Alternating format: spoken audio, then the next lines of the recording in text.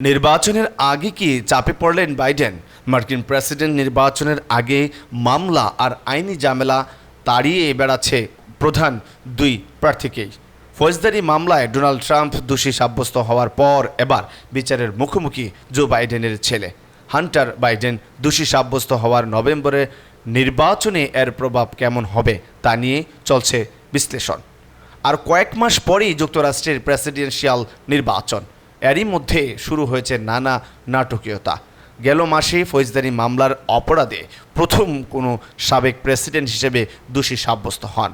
এবার আগ্নেয়াস্ত্র মামলায় দোষী সাব্যস্ত হলেন মার্কিন প্রেসিডেন্ট জো বাইডেনের ছেলে হান্টার বাইডেন। একে তো গাজায় চলা ন্যক্কারজনক হামলার শুরু থেকে নগ্ন সমর্থন দেওয়া খোদ নিজ দেশে তোপের মুখে পড়েন বাইডেন।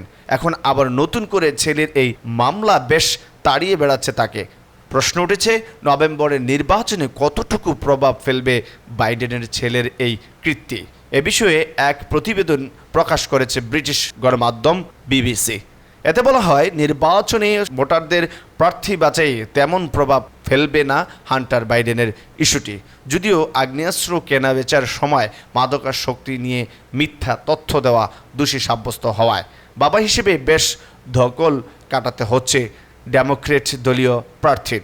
তবে ব্যালটে বাইডেনের নাম থাকবে, তার ছেলে হান্টারের নয়। ছেলের অপরাধের সঙ্গে প্রেসিডেন্টের কোনো যোগসূত্রের প্রমাণ নেই।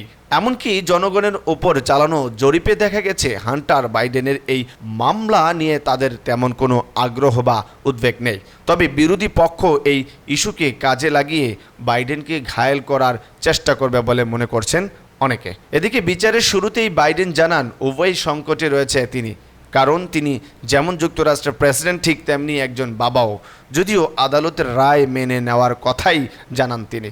তবে চলতি মাসের শেষ দিকে গুরুত্বপূর্ণ প্রেসিডেন্সিয়াল বিতর্কের আগে বিষয়টি নিয়ে বাইডেন বেশ অস্বস্তিতে পড়তে পারেন বলে মনে করছেন বিশ্লেষকরা।